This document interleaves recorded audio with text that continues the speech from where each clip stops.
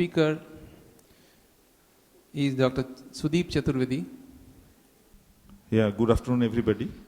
I now request Dr. Sudeep Chaturvedi to continue with his talk. Thank you. Thank you, sir.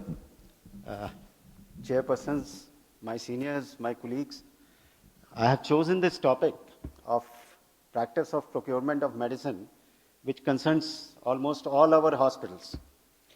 I was lucky enough to be in a situation where I could experiment in an Ntpc hospital at Badarpur, because at that point of time, in 2000, the formulary which had come in 2005 had become defunct, almost because of mergers, demergers, sale of brands and everything, and the new formulary had not come. And we were also facing the same problem as any other hospital, which was discussed in a lot of meetings.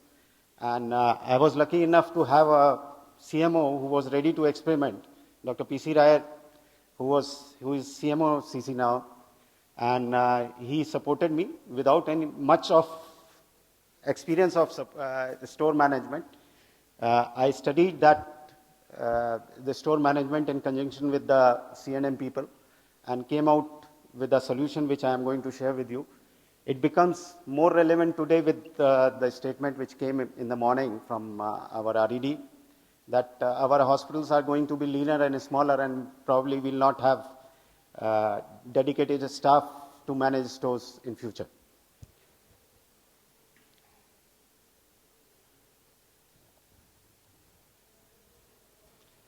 This is just an outline which I am going to share with you. What we studied there, that there were the problems of procurement of medicines included all these. There were many medicines for many tenders for the medicines because individual item medicine procurement indents were made. There were in 2007-8 there were 141 indents for 145 items. There were poor vendor responses. There were repeated extensions of BOD, and many orders were on single tender, and that is why there were no competitive prices and higher cost of procurement.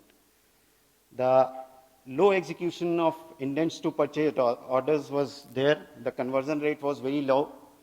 Only 92 items could be procured out of 145. Low value procurements had no or poor responses and had to be resolved to cash purchases. And we were procuring through empanelment of pharmacies, and it only gave us a fixed discount of 18% on MRP. However, on regular procurement, we were getting up to 40 to 50% of discounts. And naturally, when one group of medicines were not available with us, there was an increased consumption of the similar group of medicines which were available in the hospital.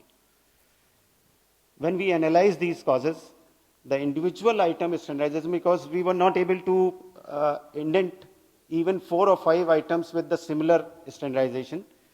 There were single item indents with lower value of each indent, resulting in poor vendor responses and extensions of BODs. Increased number of indents also made it difficult for a store in charge to follow it up for tendering, technical suitability, CS and purchase orders by the indenting department.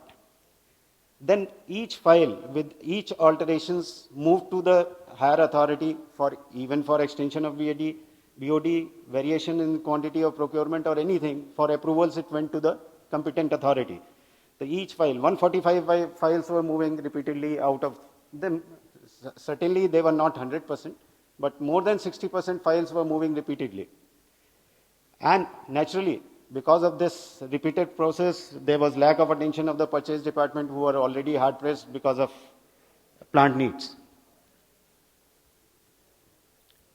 There was naturally poor vendor responses led to less of competition and resulted in higher prices, and there was a low percentage of conversion to PO.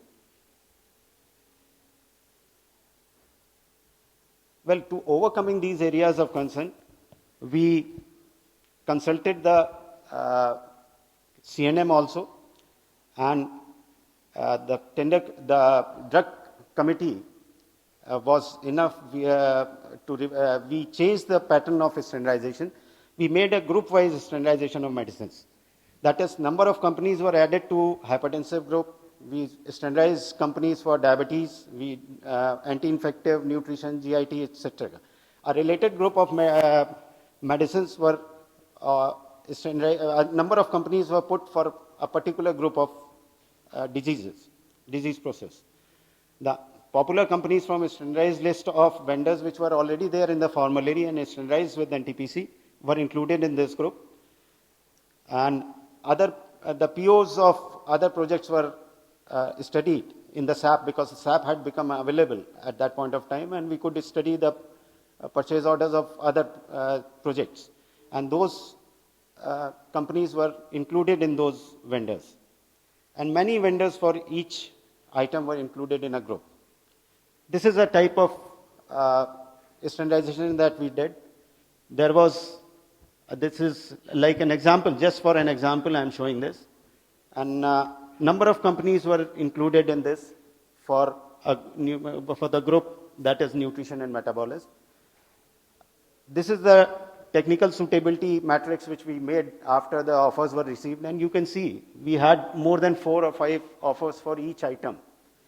There were very few items which were on single or 2 tenders. This is another standardization example which we did. Then indenting a single purchase order for one group of medicines we made. We procured the entire medicines with 19 files. Naturally, the collective value of the indents increased. It was easier for us to review these files and follow it up. And the tender filing was also made easy with a single page tendering because the e-tender was, for that time, it was shelved. So when we analyzed these results, there were only 19 indents for 173 items.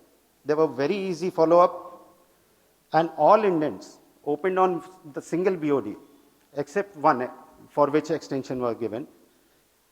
Very few items ordered on single tender, multiple competitive prices we had during this offering. All orders were placed on the same date for a group of medicines. Like all hypertensive medicines, anti-hypertensive medicines were ordered on the same date. So it was easier to follow up to know what is the validity of the purchase order. And multiple drugs were naturally available simultaneously, so the consumption pattern was better studied. This is the result of this thing. There was a concern when I had shared this standardization process with the then chairman of standardization committee. He had the concern that one person may take away the entire orders. But as you see, in each group of medicines, the purchase orders were distributed between different vendors. There was simultaneous availability of one group of medicines, so we could assess the actual consumption pattern and accordingly increase or decrease the quantity in the next subsequent years. Now with the e-tendering, there is the low value of tenders and poor vendor response has become a almost everyday incident. The digital signature cost is further increasing, and the people are not having interest where their indent value is very less. Mostly the distributors are taking digital signatures and quoting on behalf of many manufacturers with authorizations, and sometimes for the same tender. Naturally, they are quoting for the H1, not for L1. So to conclude, to increase the compliance, we have to increase the value of the indents, increase the vendor responses, reduce the volume of work, and to make follow-up very easy for the store in charge, and to increase availability of the products, increase competition and competitive prices, and naturally with increased satisfaction due to increased availability of medicines in the hospital. I humbly suggest to the chairman of the standardizing committee that we should standardize the companies instead of the products and brands for items. And we can put in conditions in the indents to supply branded or hospital supply brands for only, and few life-saving medicines can be standardized separately as in CTHS with brand names. Thank you, sir. Thanks for patient hearing.